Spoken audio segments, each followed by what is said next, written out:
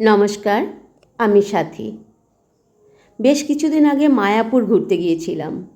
ঘাট পার হয়ে টোটো বুক করলাম। টোটোওয়ালাকে বলেছিলাম যা যা আছে সব দেখাবে। তো টোটোওয়ালা প্রথম আমাদের এই বল্লাল ঢিপিতে নিয়ে আসে। আমি আগেও বহুবার এসেছি, কিন্তু এটা দেখে মনে হয় না যে আর দেখব না, বারবার দেখতে মন চায়। সেই যে ছোটোবেলায় পড়েছিলাম ইতিহাসের বইতে, বল্লাল সেন, লক্ষণ সেন। মায়াপুর আসলেই এই জায়গাগুলো দেখতে আসি। ধুধু মাঠ, এখন এটা সরকার থেকে রক্ষণাবেক্ষণ করে। এই যে ইটের রাস্তাগুলো, এগুলো পরেই করা হয়েছে। তবে ইটের গাঁথনি, আগেকার দিনের ইটের গাঁথনিগুলো জায়গায় জায়গায় ধ্বংসাবশেষ অবশিষ্ট রয়েছে কিছু। এটা যে কী ছিল, কোথায় কী ছিল, কিচ্ছু বোঝা যাচ্ছে না। ভিতরে ঢুকতে দেয় না, তবুও অনেক রিকোয়েস্ট করে ভিতরে ঢুকে গেছিলাম। একটু ভিতরটা দেখেও এসেছি, যতটা পেরেছি লুকিয়ে লুকিয়ে ভিডিও করে নিয়েছি। এগুলো দেখছি আর ভাবছি, এই যে ধ্বংসাবশেষ সময়ের সাথে সাথে সব কিছুই একদিন শেষ হয়। তবুও সেই সময়তে নষ্ট হয়েছিল অন্যান্য রাজাদের আক্রমণ, বহিরাগত শত্রু।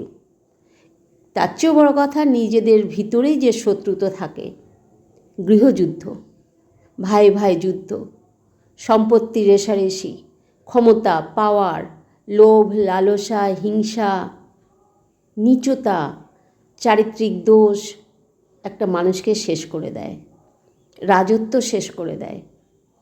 যার জন্য বলে, লোহাকে ধ্বংস করতে যেমন তার নিজের মরিচাই যথেষ্ট, তেমনি একজন মানুষ ধ্বংস হওয়ার জন্য তার নিজ মন মানসিকতাই যথেষ্ট। খুব চালাক মানুষরাই স্বার্থপর হয়, বোকারা কখনো স্বার্থপর হতে পারে না, কারণ অত বুদ্ধি তাদের নেই।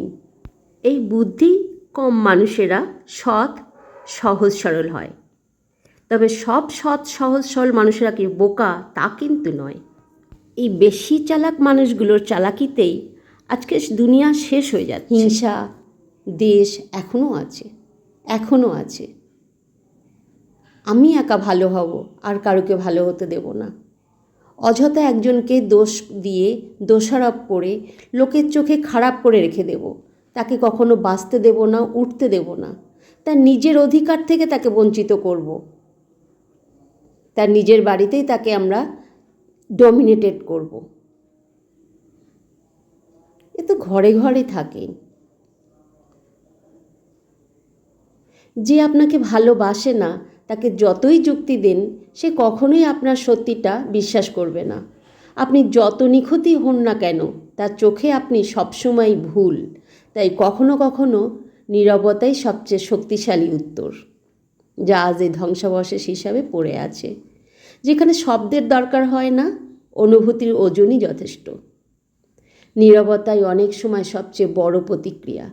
যেখানে ব্যাখ্যা বৃথা, সেখানে নীরবতা সম্মানের প্রতীক। মানুষ ভুল বুঝবে, এটা স্বাভাবিক, কিন্তু প্রত্যেক ভুল বোঝাবুঝির ব্যাখ্যা দিতে গিয়ে যদি নিজেকে হারিয়ে ফেলতে হয়, তবে সেই ব্যাখ্যার কোনো মূল্য থাকে না। যে আপনাকে সত্যিকারভাবে চেনে, তার কাছে কোনো ব্যাখ্যার প্রয়োজন হয় না। আর যে চায় না আপনাকে বুঝতে হবে, তার কাছে শত ব্যাখ্যাও অর্থহীন। পরিবারতন্ত্র সাংঘাতিক জিনিস, যেখানে এক ভাই ষড়যন্ত্র করে আরেক ভাইয়ের সংসার নষ্ট করে, এক বোন হাসি মুখে আরেক বোনের সংসার ভেঙে দেয়। সন্তানদের দিকেও তাদের এতটুকু মায়া মমতা থাকে না। সবচেয়ে মর্মান্তিক ব্যাপার হলো এই কাজে সহযোগিতা করে নিজেদের মা বাবারাই। যে সন্তান দুর্বল, তাকে আরও বেশি অসহায় করে দেয়। পরিবারের এই কুচক্রীদের ষড়যন্ত্রে প্রতিনিয়ত হারিয়ে যাচ্ছে সম্পর্কের সরলতা, আর আন্তরিকতা চাপা পড়ে যাচ্ছে মিথ্যে অভিযোগের পাহাড়ে। জন্যই জীবনে একবার হলেও যেগুলো যাচাই করে দেখা উচিত।